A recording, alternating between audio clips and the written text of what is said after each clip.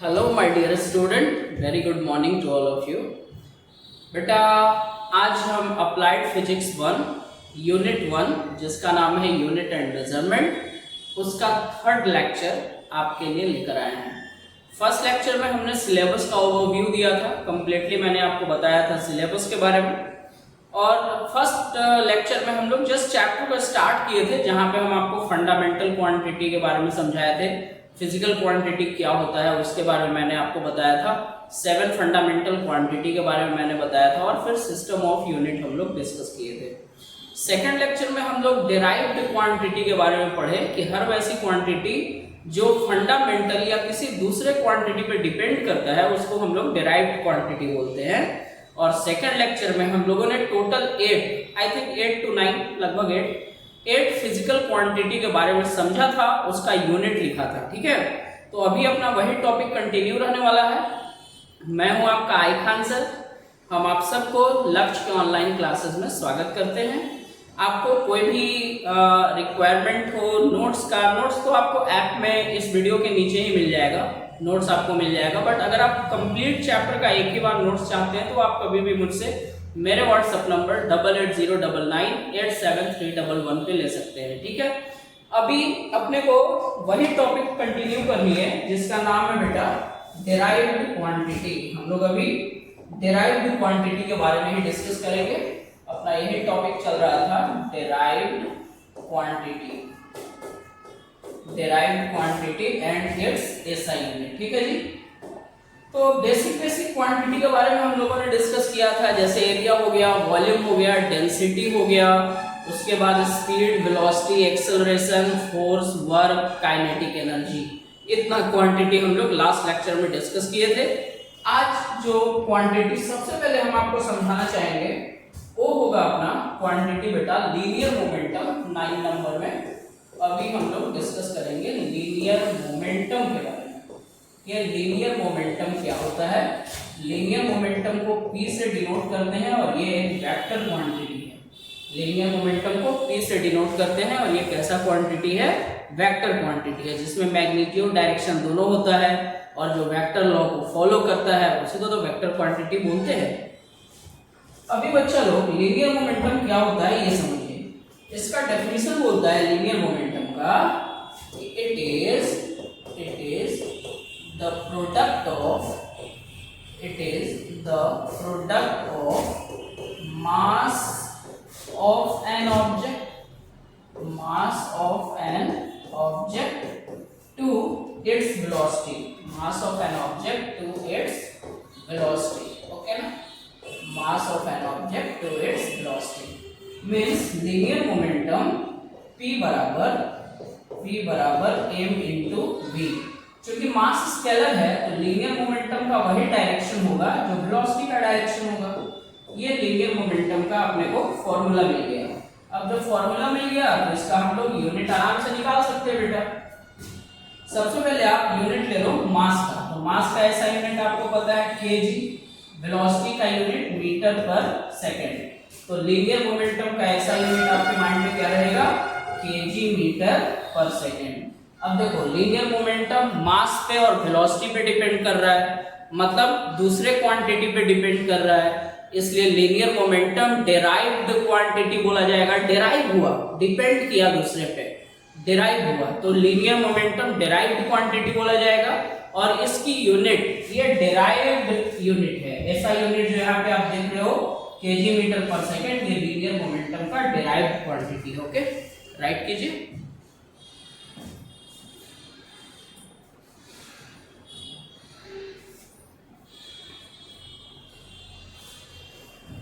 Okay बेटा, now हम लोग जो अगला डिस्कस करेंगे वो होगा हमारा impulse. Very funny, very interesting. Number 10 में हम लोग डिस्कस करेंगे इम्पल्स के बारे में। इम्पल्स या एक और नाम कोई बुक में इसको देता है, that is impulsive force. Impulse या इम्पल्सिव फोर्स, ये क्या होता है भाई? इम्पल्स या इम्पल्सिव फोर्स क्या होता है ये समझिए। देखो समझो, कभी किसी ऑब्जेक्ट पर जब बहुत छोटे समय अंतराल के लिए फोर्स लगता है तब ऐसे ही फोर्स को हम लोग इम्पल्सिव फोर्स बोलते हैं।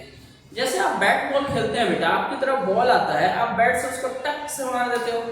अच्छा, कितना देर बॉल और बैट में कांटेक्ट रहता होगा? बहुत कम समय, वेरी लेस टाइम। आपकी तरफ बॉल आता है, आप उसको बैट से हिट करते हो, मतलब बहुत बहुत बहुत कम समय के लिए बॉल के ऊपर ये जो बैट है ये इम्पैक्ट करता है, बहुत कम समय के लिए फोर्स लगता है। गर्ल्स के लिए एग्जांपल भी दे रहा हूँ भाई, बॉयज बैट बॉल खेलते हैं, गर्ल्स तो बैडमिंटन खेलती है।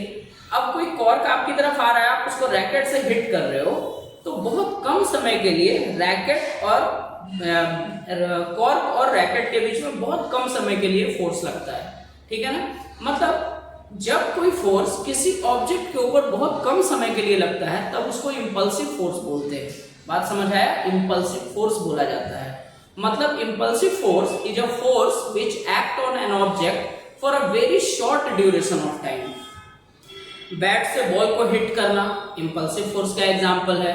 बैडमिंटन से कॉर्क को हिट करना इंपल्सिव फोर्स का एग्जाम्पल है। आप किसी को थप्पड़ मारते हो तो ऐसा तो नहीं मार के एकदम भाई एंजॉय सटने दे भाई, ऐसा तो नहीं है ना, टक मारे हटा लिए, तो बहुत कम समय के लिए फोर्स लगा, ऐसे फोर्स को बोलते हैं बेटा impulsive force.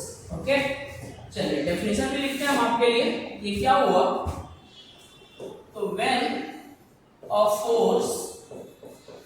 force act on an object acts on an object for a very short duration of time, for a very short duration of time, for a very short duration of time, then such force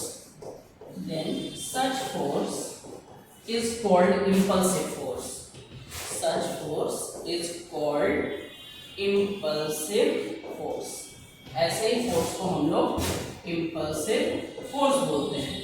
अच्छा, इसका formula भाई, तो I बराबर F into del t, I बराबर F into del t, जहां पे I आपका impulse है या इंपल्सिव फोर्स को I से डिनोट कर रहे हैं, F फोर्स है और डेल टी क्या है भाई?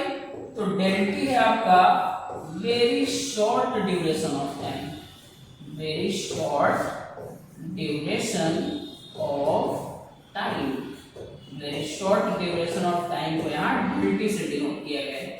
अपना मकसद है इसका यूनिट लिखना, लिखते हैं जी। एक तो आप देख लो, इंपल्स I बराबर F इंटू टी, तो फोर्स का ऐसा यूनिट न्यूटन, टाइम का सेकेंड, तो एक ऐसा यूनिट आप इसका माइंड में रखेंगे, इंपल्स का न्यूटन सेकेंड। अच्छा, अगर आप इसको तोड़ फोड़ मचाना चाहते हो, मचा लो भाई, तोड़ फोड़ भी मचाना चाहिए कभी कभी, तो आप तोड़ फोड़ मचाओ, देखो क्या मिलता है, क्या सिचुएशन बनता है। तो बेटा I बराबर ये है आपका F into del t, force को आप लिखिएगा mass into acceleration into del T.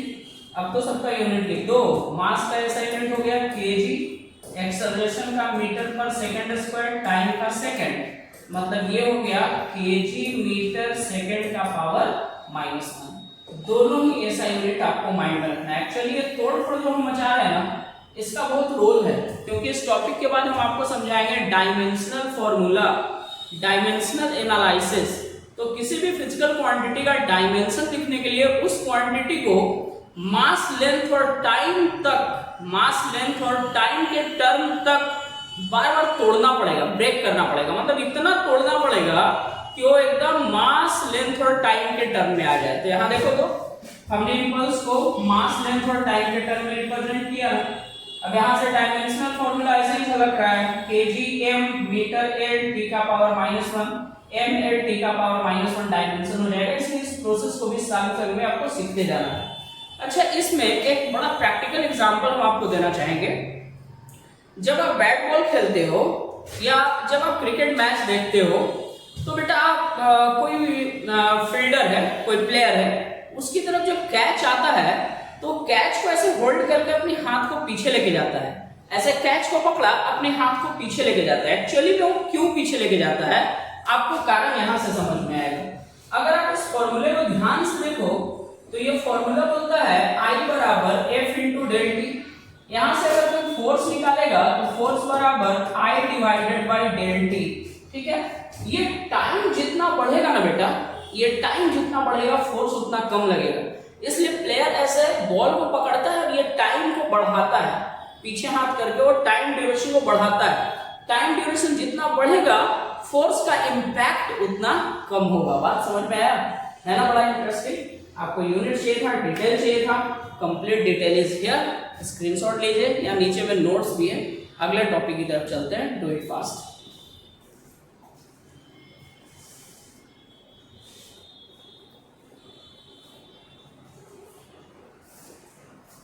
Okay बच्चा लोग, नेक्स्ट जो हम लोग डिस्कस करेंगे वो है बेटा फोर्स कांस्टेंट या spring constant. What your heading next, I think ये होगा 11 नंबर। नंबरिंग यार तो लोग करते रहना। अगला है अपना फोर्स कांस्टेंट। कौन सा क्वांटिटी है? Force constant. इसको हम लोग स्प्रिंग कांस्टेंट के नाम से भी जानते हैं, स्प्रिंग कांस्टेंट, और इसको K से डिनोट किया जाता है, फोर्स कांस्टेंट या स्प्रिंग कांस्टेंट। चलिए थोड़ा डिटेल में जानते हैं टॉपिक को। एक और बात बेटा, इसी चैप्टर में हम आपको आपका पूरा सिलेबस दिखा देंगे, एक बार पूरा सिलेबस पढ़ा देंगे इसी चैप्टर में, नॉट इन डीप, समराइज करेंगे। ये सब जो भी आप टॉपिक देख रहे हो ना, force constant, kinetic energy, linear momentum, impulse, ये सब कोई ना कोई चैप्टर में तुमसे बाद में टकराने वाला है। तो सबका बेसिक जब आपको पता रहेगा, सबका फंडामेंटल जानकारी जब आपको रहेगी, तो उस चैप्टर में आपको ज्यादा इंटरेस्ट बनेगा, ज्यादा होल्ड करोगे आप स्ट्रांगली। इसीलिए मैं डिटेल में जा रहा हूं। मैं डायरेक्ट फॉर्मूला लिख के यूनिट बता सकता हूं आपको, आप सीख भी जाओगे, बट मेरा पर्पस है आपको डीप स्टडी में लेके जाना। फिजिक्स का मतलब फील बेटा, डीप स्टडी करो आप, ठीक है? तो इसीलिए मैं ना पूरा डिटेल में आपको टॉपिक समझा रहा हूं, ताकि बाद के चैप्टर में जब उसके टाइप्स या वो आपको दोबारा पढ़ने हो तो एटलीस्ट आपको उसका बेसिक एकदम मस्त क्लियर हो, ठीक है ना? अगला जो टॉपिक है फोर्स कांस्टेंट या स्प्रिंग कांस्टेंट, ये समझिए। कंसीडर करो एक सिचुएशन, ये एक वॉल है और ये एक स्मूथ सरफेस है। कैसा सरफेस? स्मूथ सरफेस, ठीक है? अब स्मूथ सरफेस मैंने बोला, इसका मतलब फिजिक्स में आपको माइंड में रखना है फ्रिक्शनलेस। स्मूथ सरफेस का मतलब माइंड में रखना है फ्रिक्शनलेस, मतलब यहाँ फ्रिक्शन नहीं है। अब एक अपने पास स्प्रिंग है भाई, ये एक स्प्रिंग है, ये इस तरह से एक स्प्रिंग है, इसमें हमने एक ऑब्जेक्ट को ऐसे बांध दिया। मान लो इस स्प्रिंग में हमने एक ऑब्जेक्ट को ऐसे फिक्स कर दिया, ये ऑब्जेक्ट फिक्स हो गया। दो जगह पे स्प्रिंग एकदम टाइट हुआ है, एक यहाँ पे इसको बांध दिया इस पॉइंट को, एक यहाँ पे। अभी बेटा स्प्रिंग अपने ओरिजिनल लेंथ में है, अभी जो स्प्रिंग है वो अपने ओरिजिनल लेंथ में है। स्प्रिंग एक इलास्टिक बॉडी है, जब आप उसको स्ट्रेच करोगे या जब उसको कॉम्प्रेस करोगे, इन दोनों ही सिचुएशन में स्प्रिंग अपने आप को रीस्टोर कराने के लिए आपके ऊपर फोर्स लगाएगा। बट अभी ओरिजिनल है, ओरिजिनल लेंथ में, तो किसी भी टाइप का कोई फोर्स नहीं लगा रहा है, ठीक? अब देखो सीन समझो, यहाँ पे जब ऑब्जेक्ट पे कोई फोर्स नहीं लग रहा, तो ऑब्जेक्ट का ये जो पोजीशन है इसको बोला जाएगा मीन पोजीशन। क्या बोला जाएगा? इसको मीन पोजीशन बोला जाएगा।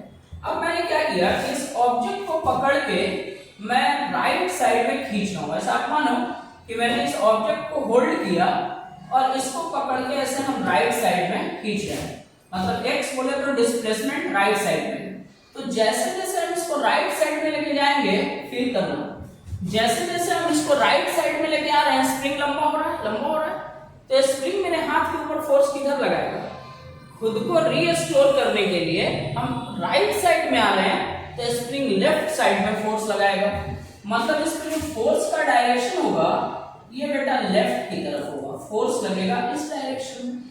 एक और बात है कि आप इसको जितना ज्यादा डिस्प्लेस करोगे, जितना ज्यादा दूर लेके जाना चाहोगे, स्प्रिंग आपके ऊपर उतना स्ट्रॉन्ग फोर्स लगाएगा। तो फोर्स डिस्प्लेसमेंट के डायरेक्टली प्रोपोर्शनल तो है, लेकिन दोनों का अपोजिट डायरेक्शन है। अगले केस में भी सही है, मान लो इसको पकड़ के ऐसे कॉम्प्रेस किए, दबाने का प्रयास कर रहे हो, तो जितना ज्यादा फोर्स लगाइएगा उतना ज्यादा कॉम्प्रेस होगा। लेकिन जैसे जैसे आप फोर्स, एक्सटर्नल फोर्स आप जैसे जैसे लगा के कॉम्प्रेस कर रहे हो, स्प्रिंग अपने आप को रीस्टोर कराने के लिए अपोजिट डायरेक्शन में फोर्स लगा रहा है। The same situation is once again, अगर ये लेफ्ट साइड में डिस्प्लेस हो रहा है तो फोर्स लग रहा है राइट साइड में, पक्का। अब इससे इंटरेस्टिंग रिजल्ट मिला आपको, force is directly proportional to displacement but in opposite direction, opposite direction के लिए माइनस साइन। अब डायरेक्टली प्रोपोर्शनल का साइन हटाने के लिए वही खानदानी काम, कोई ना कोई कांस्टेंट। तो यहाँ कौन सा कांस्टेंट आने वाला है, स्प्रिंग कांस्टेंट या फोर्स कांस्टेंट। तो देयरफॉर बच्चा लोग F बराबर माइनस के एक्स, ठीक है। अच्छा, हमको तो K का डायमेंशन यूनिट चाहिए, तो हम लिख सकते हैं कि देयरफॉर K बराबर minus F by x. Okay बेटा, K बराबर माइनस एफ बाई एक्स। यहाँ पे हर एक टर्म को समझो। F क्या है, F है फोर्स, कैसा फोर्स, रीस्टोरिंग फोर्स। F कैसा फोर्स, रीस्टोरिंग फोर्स। ओके। अच्छा, x क्या है, x है डिस्प्लेसमेंट। कहां से डिस्प्लेसमेंट, सारा डिस्प्लेसमेंट आप मीन पोजीशन से मेजर कर रहे हो, x मतलब displacement from mean position, displacement from mean position बेटा। अच्छा, यूनिट बोल जल्दी से। ऊपर इसका यूनिट हो गया न्यूटन, नीचे में हो गया मीटर, मतलब इसका यूनिट हो गया न्यूटन पर मीटर। यह यूनिट फेमस है, ज्यादा से ज्यादा तोड़ फोड़ मचाओगे तो फोर्स को लिखोगे मास इनटू एक्सेलरेशन, आगे बढ़ाओगे, बट यही यूनिट इसका फेमस है, न्यूटन पर मीटर। Okay, right.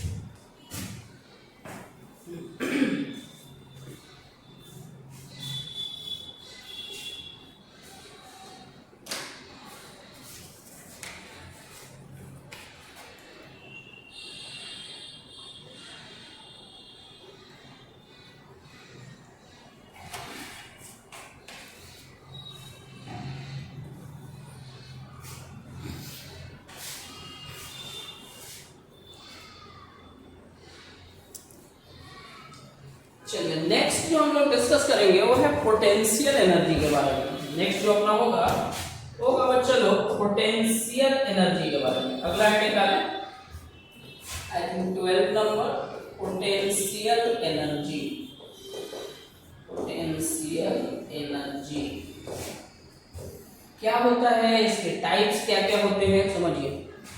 किसी भी ऑब्जेक्ट में ग्राउंड के रिस्पेक्ट में पोजीशन बदलने के कारण जो एनर्जी स्टोर होता है उसको बोलते हैं पोटेंशियल एनर्जी। कोई भी ऑब्जेक्ट जब ग्राउंड पे है तो ग्राउंड से इसकी हाइट 0 है, मतलब ये ग्राउंड ही पे है ना, तो हाइट 0 है तो इसकी पोटेंशियल एनर्जी 0। लेकिन जैसे जैसे ग्राउंड के रिस्पेक्ट में इसका हाइट बढ़ रहा है, इसका पोटेंशियल एनर्जी भी बढ़ रहा है। ये जो पोटेंशियल एनर्जी है जिसमें ग्राउंड का हवाला देते हैं, ग्राउंड के रिस्पेक्ट में बातचीत करते हैं, इसको हम लोग बोलते हैं ग्रेविटेशनल पोटेंशियल एनर्जी, जिसका फॉर्मूला आप सबको पता है mgh। m मतलब मास, g मतलब एक्सेलरेशन ड्यू टू ग्रेविटी, और h मतलब height from the surface of earth. Earth के सरफेस से उसकी हाइट कितनी है, mgh। यह है ग्रेविटेशनल पोटेंशियल एनर्जी। दूसरा है बेटा इलास्टिक पोटेंशियल एनर्जी। अभी देखिए आपके सामने एक बॉटल है, ठीक है। अब यहाँ पे जो बॉटल है इसको पकड़ के बेटा ऐसे प्रेस कर, ये देखो इसका कॉन्फ़िगरेशन चेंज हो गया। पहले ऐसे था, ये देखो इसका कॉन्फ़िगरेशन चेंज हो गया। तो एक्चुअली में हमने किया क्या कि हम फोर्स लगा के इसके पार्टिकल को डिस्प्लेस कर दिए, मतलब हमने वर्क किया, और ये वर्क इसमें एक पोटेंशियल एनर्जी बन के स्टोर हुआ जिसको बोलते हैं इलास्टिक पोटेंशियल एनर्जी। क्योंकि ये ऑब्जेक्ट अपना कॉन्फ़िगरेशन चेंज कर रहा है तो ये ऑब्जेक्ट इलास्टिक मटेरियल है। अब यहाँ पे जो एनर्जी स्टोर हो रही है उसको बोलते हैं इलास्टिक पोटेंशियल एनर्जी। मैंने ऐसा फोर्स लगाया, फोर्स लगाने के बाद ये पार्टिकल इस तरह से डिस्प्लेस हुआ, इसमें एनर्जी स्टोर हुआ, that is elastic potential energy. Spring के केस में ऐसे कंप्रेस कर दिया कोई आपके सामने, पूछा बताओ इसमें कौन सा एनर्जी, भैया कॉन्फ़िगरेशन चेंज हुआ उसका, कॉन्फ़िगरेशन चेंज हुआ उसका, इलास्टिक पोटेंशियल एनर्जी। आपको फ्रेंडशिप बैंड दिया आपका दोस्त, आप गुस्से में आ गए, बाहुबली बन के उसको लंबा खींच दिए, कॉन्फ़िगरेशन चेंज हुआ, इलास्टिक पोटेंशियल एनर्जी। ओके, तो पोटेंशियल एनर्जी ऑब्जेक्ट में दो टाइप से स्टोर हुआ, एक तो ग्राउंड के रेस्पेक्ट में उसका पोजीशन बदलने की वजह से, और दूसरा उसका कॉन्फ़िगरेशन चेंज होने की वजह से। दोनों ही एनर्जी को पोटेंशियल एनर्जी ही बोलते हैं।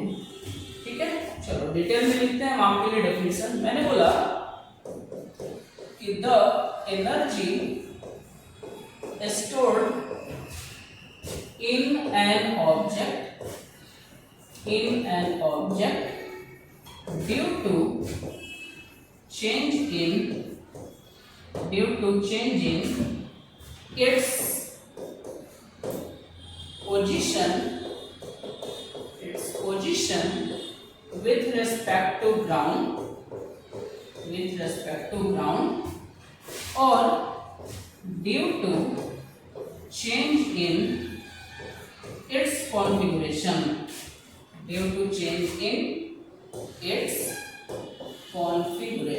configuration का मतलब स्ट्रक्चर, बनावट।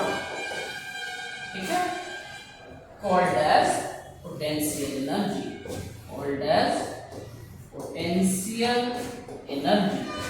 इसको हम लोग कौन सा एनर्जी बोलते हैं? पोटेंशियल एनर्जी बोलते हैं। इसी के आधार पर बेटा पोटेंशियल एनर्जी दो टाइप का हो गया, एक पोजीशन के बेसिस पे और दूसरा कॉन्फ़िगरेशन के बेसिस पे। दो टाइप का पोटेंशियल एनर्जी। पहला जो हुआ आपका वो है ग्रेविटेशनल पोटेंशियल एनर्जी।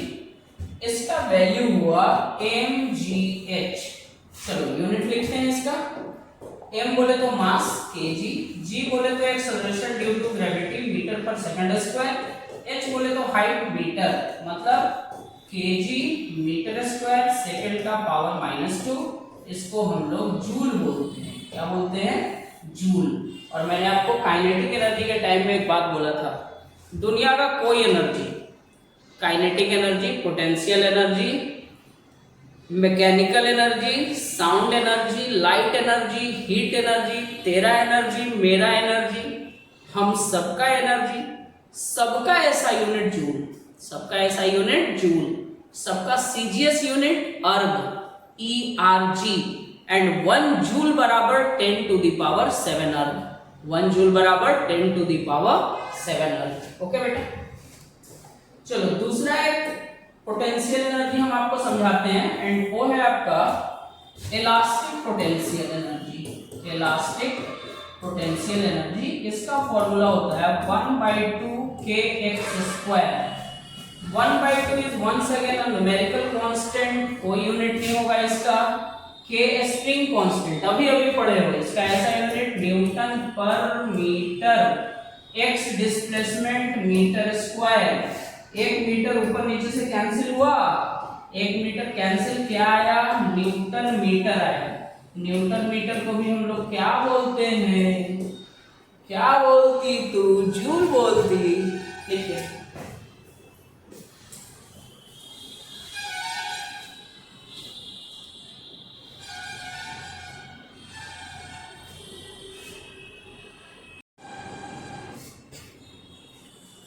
ओके बेटा, नेक्स्ट जो हम लोग डिस्कस करेंगे वो है अपना प्रेशर एंड स्ट्रेस। दो टर्म को एक साथ समझिए, प्रेशर और स्ट्रेस। मान लो नंबर 12 क्या होगा? 13 में हम आपको समझाएंगे प्रेशर के बारे में और 14 में हम आपको समझाएंगे स्ट्रेस के बारे में। 14 में हम आपको बताएंगे स्ट्रेस के बारे में। नंबर 14 ये आपका स्ट्रेस रहेगा। स्ट्रेस बेटा देखो, प्रेशर क्या होता है? प्रेशर होता है फोर्स पर यूनिट एरिया।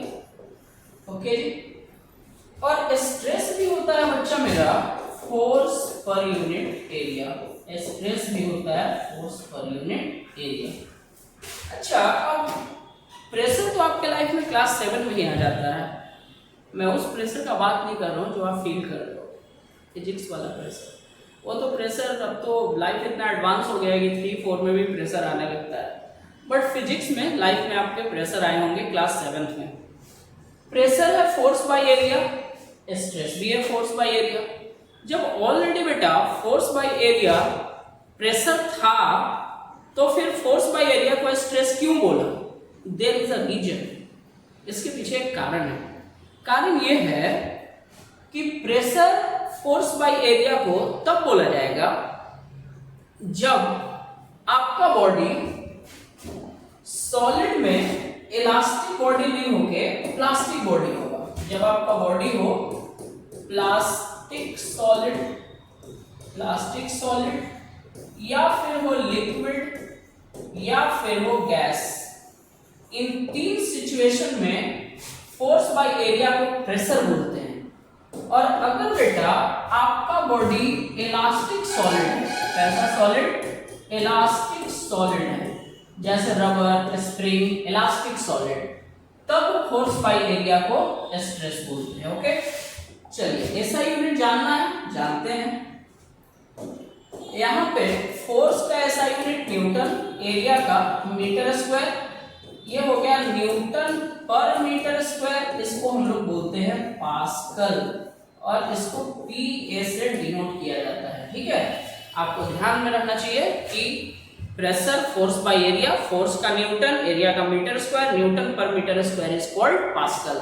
तो ऐसा यूनिट प्रेशर का क्या हुआ? पास्कल हुआ। स्ट्रेस का भी ऐसा यूनिट पास्कल ही होगा। इसको थोड़ा तोड़ करके सिखाते हैं। एक्चुअली सेम स्टेप रिपीट होगा, बट इसको थोड़ा हम लोग तोड़ मचाते हैं इसमें। ठीक है ना, तोड़ करते हैं। ऊपर फोर्स लिखा हुआ है तो फोर्स को मास इनटू एक्सेलरेशन, एरिया लिखा हुआ है, एरिया को हम लेंथ इनटू ब्रेथ लिख देते हैं। मास का केजी, एक्सेलरेशन का मीटर पर second square divided by metre गुने मीटर। अब देखिए 1 मीटर आपका कैंसिल होने वाला है, 1 मीटर कैंसिल हो गया, क्या बचा बेटा? केजी, मीटर ऊपर गया, मीटर का पावर -1, सेकंड का power -2, this is also called as pascal. इसको भी हम लोग पास्कल बोलते हैं। ये आपको डायमेंशनल फॉर्मूला लिखने के टाइम भी मैं याद दिलाऊंगा। ठीक है, राइट कीजिए इसको।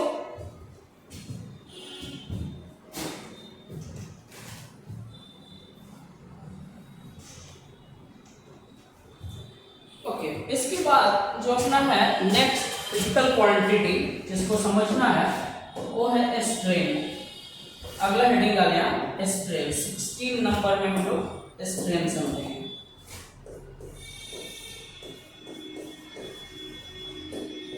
स्ट्रेन देखो, वैसे बोलचाल की भाषा में जो स्ट्रेन होता है अपने लोकल लैंग्वेज में, वो होता है कुछ खिंचा जाना। जैसे वेन में स्ट्रेन हो गया, आपका मसल्स में स्ट्रेन हो गया, कुछ खिंचा गया। ठीक है ना, मतलब कुछ बदलाव आ गया कॉन्फ़िगरेशन में। वेन का जो अपना आपका ओरिजिनल कॉन्फ़िगरेशन है उसमें थोड़ा एलोंगेशन आ गया या मसल्स में स्ट्रेन आ गया। ठीक है, फिजिक्स में स्ट्रेन क्या होता है ये समझिए, लगभग मिलता जुलता चीज है। फिजिक्स में स्ट्रेन का मतलब change in configuration, change in configuration divided by original configuration, change in configuration divided by original configuration। Okay बच्चे लोग, अच्छा कॉन्फ़िगरेशन का मतलब आपको माइंड में क्या रखना है? स्ट्रक्चर। कॉन्फ़िगरेशन का मतलब माइंड में आपको क्या रखना है? कॉन्फ़िगरेशन बोले तो स्ट्रक्चर मींस डायमेंशन, कॉन्फ़िगरेशन बोले तो डायमेंशन। कॉन्फ़िगरेशन के आधार पे बॉडी 3 टाइप का, 1 डायमेंशनल, 2 डायमेंशनल और 3 डायमेंशनल। 1 डायमेंशनल वैसे बॉडी को बोलते हैं जिसमें लेंथ के कंपैरिजन में मोटाई चौड़ाई बिल्कुल ना हो, कंपेरेबल नहीं होना चाहिए। जैसे धागा बेटा, बहुत लंबा लंबा धागा होता है लेकिन उसका मोटाई चौड़ाई क्या लेंथ के कंपेरेबल होता है? बिल्कुल नहीं होता। वायर 1 डायमेंशनल बॉडी, रोप रस्सी 1 डायमेंशनल बॉडी। तो 1 डायमेंशनल बॉडी में सिर्फ लेंथ होता है। फिर आया 2 डायमेंशनल बॉडी। 2 डायमेंशनल बॉडी में लेंथ और ब्रेथ दोनों होगा, मतलब उसमें अल्टीमेटली एरिया होगा। जैसे आपके कॉपी का पेज, आपके कॉपी का पेज मस्त 2 डायमेंशनल बॉडी है, लेंथ ब्रेथ पक्का, मतलब एरिया है उसमें, रेक्टेंगुलर शेप है या स्क्वायर शेप में एरिया है, बट उसके पास थिकनेस नहीं है। मम्मी के हाथ का बना हुआ रोटी, ठीक है, एकदम मम्मी पतला सा प्यारा सा रोटी बनाती है, पूरा सर्कुलर, तो अगर बीच में पेन लगा के उसका रेडियस निकाल लें तो πr² से एरिया मिल जाएगा। लेकिन मोटाई होता है क्या? मम्मी की रोटी की बात कर रहा हूँ, जब खुद बनाते हो ना ये मोटा चौड़ा, टेढ़ा लुल्ला, उसकी बात नहीं कर रहा हूँ। तो to dimensional body, to dimensional body को लैमिना बोलते हैं, टू डायमेंशनल बॉडी को लैमिना बोलते हैं। आपके कॉपी का पेज, सुदर्शन चक्र, भगवान विष्णु का जो सुदर्शन चक्र है, disc, two dimensional body. Mummy के हाथ का रोटी, टू डायमेंशनल बॉडी। वो बक्सा उक्सा बनाते रहता है जो चदरा, लोहा का चदरा, टू डायमेंशनल बॉडी।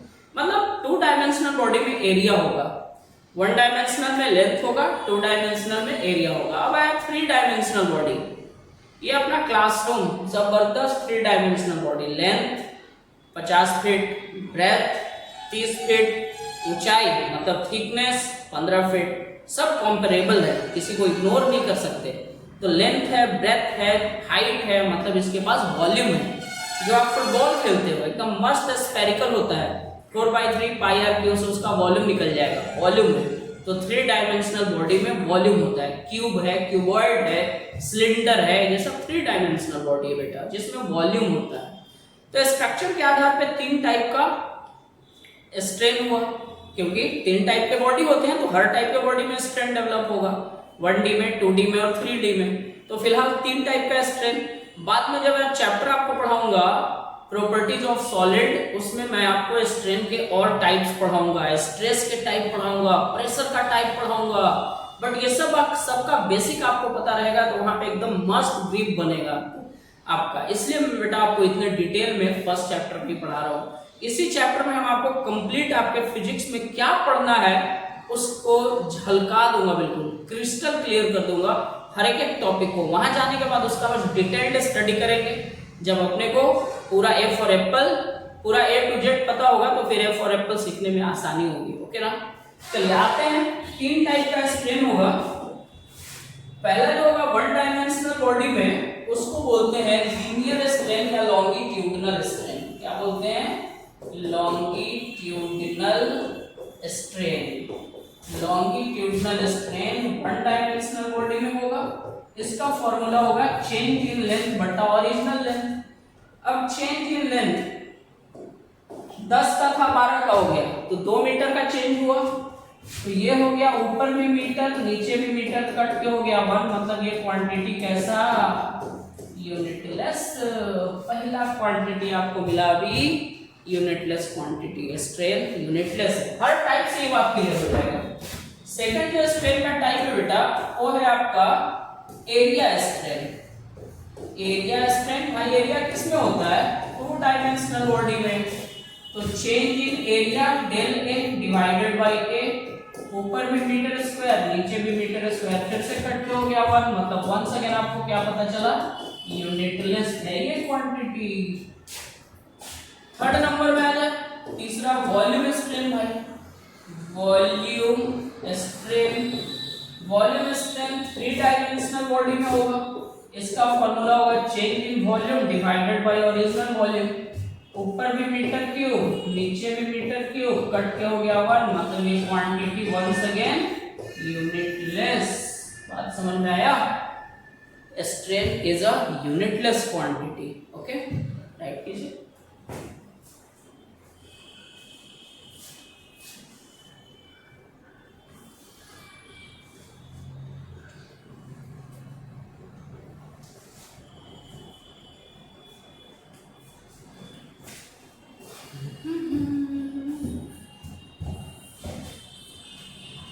चलो बेटा आप स्ट्रेस सीख लिए, स्ट्रेन सीख लिए। अब हम आपको समझाएंगे कोफिशिएंट ऑफ इलास्टिसिटी। 70 नंबर देखिए यार, नंबरिंग मेरा प्रॉब्लम है। Coefficient of elasticity, coefficient of elasticity, इसको ना ईटा से डिनोट करते हैं। जो सिंबल मैंने यहाँ बनाया है एन टाइप का, बट नीचे में खींचा हुआ है ये एन, इसको हम लोग ईटा कहते हैं। ईटा पत्थर वाला ईटा। इसको समझने के लिए ना आपको जानना पड़ेगा Hooke's law. Hooke's law, hook एक साइंटिस्ट का नाम है। इन्होंने बोला था कि किसी भी बॉडी के ऊपर आप जितना स्ट्रेस लगाओगे उसमें उतना स्ट्रेन होगा। कौन अजूबा बात है यार, कितना प्रैक्टिकल बात है। स्ट्रेस लगाना मतलब फोर्स लगाना। अब एक स्प्रिंग है, ज्यादा फोर्स लगाएंगे ज्यादा लंबा होगा, ज्यादा फोर्स लगाएंगे ज्यादा पतला, ये ज्यादा कॉम्प्रेस होगा। तो जितना ज्यादा आप स्ट्रेस अप्लाई करोगे उसमें उतना ज्यादा डिफॉर्मेशन होगा, मतलब स्ट्रेन होगा। तो स्टेटमेंट है हुक्स लॉ का, stress is directly proportional to strain, directly proportional to strain।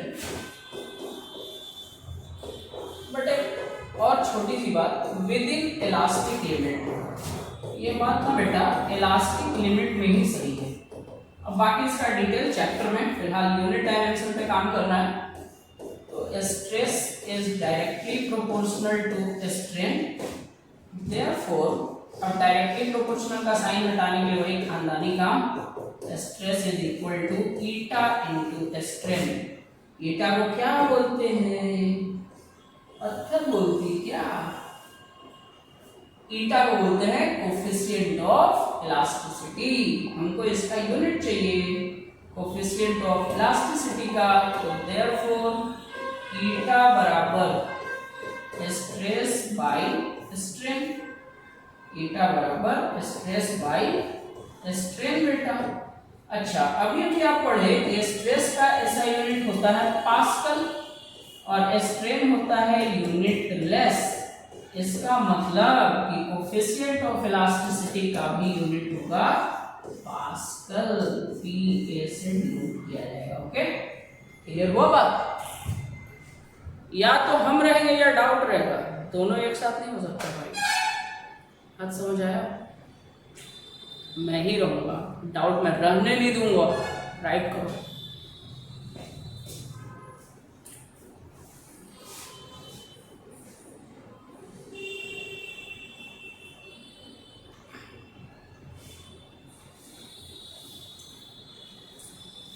Okay बेटा, हो गया आई थिंक। चलिए नेक्स्ट हम डिस्कस करते हैं टॉर्क के बारे में। नेक्स्ट होगा अपना नंबरिंग, आप लोग करते रहना, 17 होना चाहिए। टॉर्क,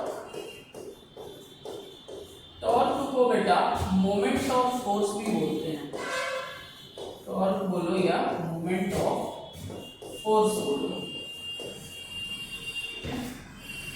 ये एक वेक्टर क्वांटिटी होता है। टाउ के ऊपर मैंने एरो लगा दिया। होता क्या है, टॉर्क का फॉर्मूला समझिए। टॉर्क टाउ बराबर r cross F, r cross F. अब ये आर क्या है जी? तो यहाँ पे आर है आपका परपेंडिकुलर डिस्टेंस, परपेंडिकुलर डिस्टेंस, और एफ है बेटा फोर्स। एफ क्या है? फोर्स है। ओके, यूनिट चाहिए परपेंडिकुलर डिस्टेंस हो, टेढ़ा डिस्टेंस हो, लीनियर डिस्टेंस हो, सबका ऐसा यूनिट क्या होने वाला है? मीटर। तो टॉर्क का हो गया मीटर, फोर्स का हो गया न्यूटन, मतलब इसका ऐसा यूनिट प्यार से लिखिए न्यूटन मीटर। टॉर्क का ऐसा यूनिट आप क्या लिखेंगे? न्यूटन मीटर लिखेंगे। अब फोर्स को आप तोड़ फोड़ मचाना चाहो, मचा ले यार। टाउ बराबर आर क्रॉस एफ, आर का हो गया मीटर, फोर्स होता है मास इनटू एक्सेलरेशन। फोर्स क्या होता है? Mass into acceleration. आर की जगह पे आर छोड़ते हैं, फोर्स का मास इनटू एक्सेलरेशन। अब यूनिट लिखो, अब यूनिट लिखोगे तो आर का मीटर, मास का केजी, एक्सेलरेशन का मीटर पर सेकंड स्क्वायर। क्या आया बोलो? केजी मीटर स्क्वायर सेकंड का पावर -2। ठीक है, राइट कीजिए।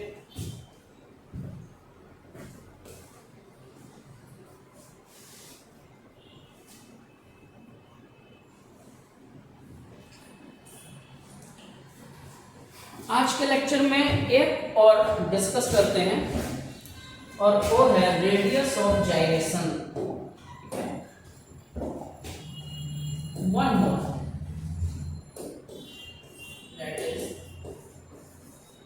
Radius of gyration. इसको हम लोग के से डिनोट करेंगे। देखो ये नाम से इसका यूनिट फील आ रहा है, रेडियस। रेडियस मतलब डिस्टेंस, डिस्टेंस यूनिट मीटर, पर थोड़ा फील करते हैं, कंटेंट समझते हैं। इस कंटेंट को समझने के लिए आपको समझना पड़ेगा centre of mass. Centre of mass, COM, centre of मास। क्या होता है centre of mass?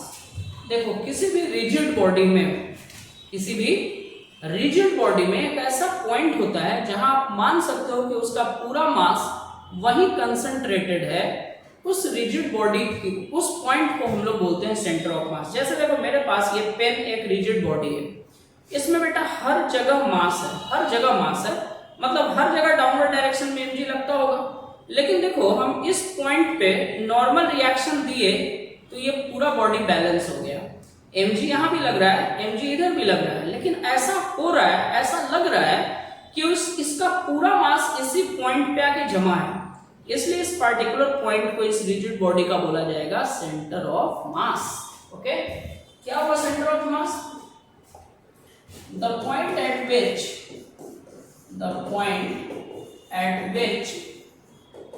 The entire mass, entire मतलब पूरा mass, at which the entire mass of a rigid body is supposed to be concentrated,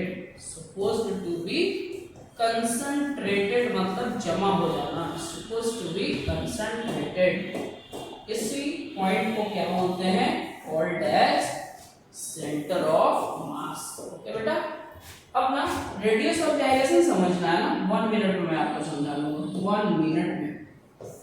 ये मान लो कि कोई एक रिजिड बॉडी है जी, ये बना लिया इसका सेंटर ऑफ मास, ठीक है। इसमें मैंने एक एक्सिस ऑफ रोटेशन बनाया, this is axis of rotation, axis of rotation है। सेंटर ऑफ मास से एक्सिस ऑफ रोटेशन के बीच जो ये परपेंडिकुलर डिस्टेंस है, इसी को बोलते हैं radius of gyration, radius of जाइरेशन। और इसका ऐसा यूनिट तो आप खुद ही समझ लो, इसका ऐसा यूनिट क्या होने वाला है? ये कोई रिजिड बॉडी है, rigid body, okay, radius of gyration. Radius of gyration means perpendicular distance, perpendicular distance तो ऐसा यूनिट मीटर। ओके ना, आज के लेक्चर में इतना ही। आई थिंक कि अब आपको ऐसा यूनिट्स डेराइव्ड क्वांटिटी का लिखने आ गया पूरी तरह।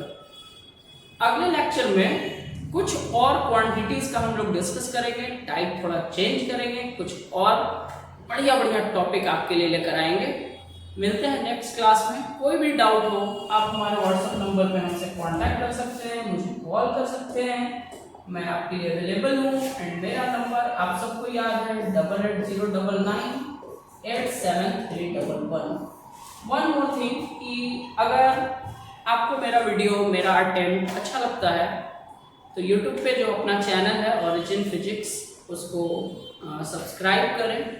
वीडियोज पसंद हो तब लाइक भी करें, और जो नेटी वन है, जो पैसे देके नहीं पढ़ सकता यार, उन तक जरूर पहुंचाइए, ठीक है। औरों का भी हेल्प हो, मेरा भी, आपका भी, सबका भला हो, ठीक है। मिलते हैं नेक्स्ट लेक्चर में। Thank you for watching.